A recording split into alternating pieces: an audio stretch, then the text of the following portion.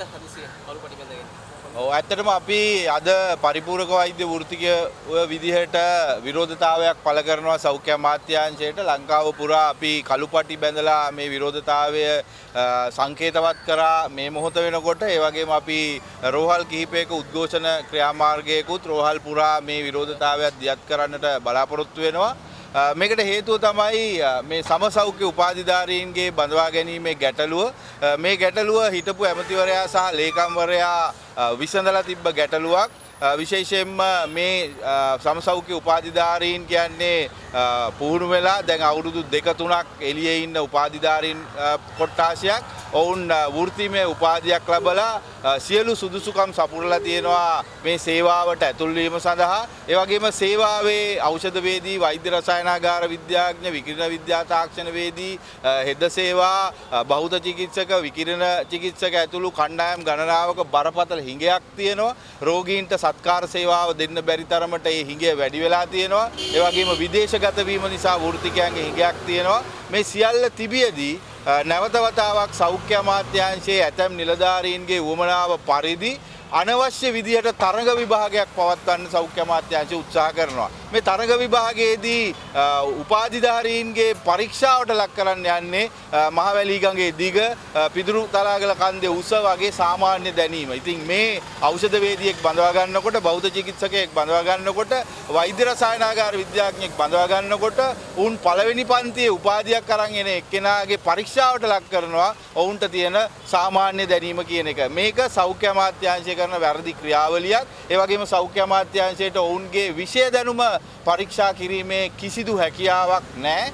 එහෙම හැකියාවක් තියෙන කිසිම කෙනෙක්, නලින්ද ජයතිස්ස ඇතුළු මේ අමාත්‍යාංශයේ ඉන්න කිසිම කෙනෙක් මේ විෂයන් සම්බන්ධයෙන් විභාගයක් තියලා පරීක්ෂා කිරීමට සුදුසුකම් ලත්තෝ නෙවෙයි. ඒ නිසා තමයි අපි හිටපු ඇමතිවරයා සහ ලේකම්වරයාත් එක්ක එකඟව උසස් අධ්‍යාපන අමාත්‍යාංශය සෞඛ්‍ය අමාත්‍යාංශයට කැඳවලා ඔවුන්ගේ නියමය පරිදි මේ සිසුන්ගේ අනුපිළිවෙල සකස් කරේ. ඒ සඳහා උසස් අධ්‍යාපන අමාත්‍යාංශය නිර්දේශයක් දීලා තියෙනවා. ඒ නිර්දේශය අනුව මේ ශිෂ්‍යයන් උපාධියට අවසාන විභාගයට කරපු ලකුණු පදනම් කරගෙන ඔවුන්ගේ අනුපිළිවෙල සකස් කරලා තියෙනවා. ඒ නිසා දැනට සාමාන්‍ය දැනීම ප්‍රශ්න පත්‍රයක් තියන්න ඕනේ කියලා අමාත්‍යාංශයේ ඉන්න එක අතිරේක ලේකම්වරියකගේ උමනාව පරිදි සෞඛ්‍ය අමාත්‍යාංශයේ ග්‍රහණයට නතු වෙලා තියෙනවා. ඉතින් උන්ට අවශ්‍ය ලංකාවේ අවුරුද්දට විභාග දෙකක්, ඒ විභාග දෙකේ විෂයන් පහට විභාග පහක්, ඒ වගේම දිස්ත්‍රික් පළාත් වගේ වශයෙන් තවත් විභාග ගණනාවක් තියමින් මේක විභාග දෙපාර්තමේන්තුව බවට පත් කරලා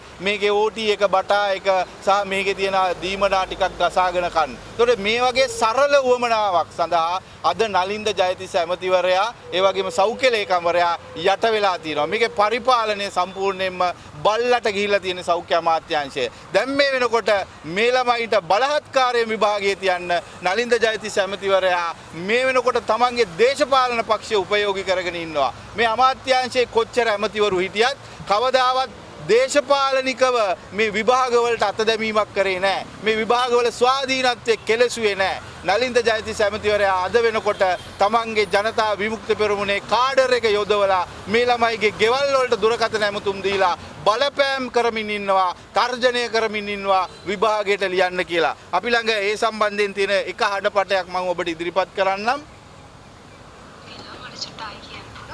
මම කතා කරේ ජාතික ජන බලවේගයේ ආණ්ඩු පක්ෂයේ සංවිධායක සංජීව පුෂ්පකුමාර. මේ ඔයා මොකක් කරේ මේ අර වෛද්‍ය රසායනගාර මේක මොකක් කරේ මේ මේකට දැම්මද එක්සෑම් මේකට? මම වෛද්‍ය රසායනගාර නම් නෙමෙයි. මොකක් කරේ එක්සෑම් මේකට දැම්මද ඇප්ලිකේෂන් මොකක් තිය දැම්මේ? මම බෞද්ධ චිකිත්සක. බෞද්ධ චිකිත්සක ගන්නේ. හරි එක්සෑම් මේක නේද? හරි ඒක එක්සෑම් එක තියෙන දිනේ ඔයාට ආවද? ඔව් ආවා. 27 නේද? ඔව්. හරි. ඒක පොඩ්ඩක් කර මේ අපිට කතා කරලා කියන්න කොහොමද ටික අනිවාර්යයෙන් මට කියලා. මොකද ඒක කඩා කම්පල්කාරී ක්‍රියාවක් යනවල මේ දවස්වල. ඒ කියන්නේ රවි කුමදේස්ලාරේ මේ කණ්ඩායම.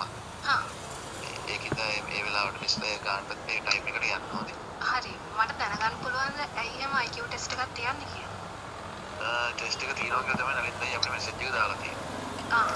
ඔයාලට එක මේ කියන්න කියලාද කිව්වේ? ඔව් කියන්න කියලා දාලා තියෙන්නේ. මොකද ඒකට මොකක් කරේ අර පැත්තට මොකක් කරේ කඩ කප්පා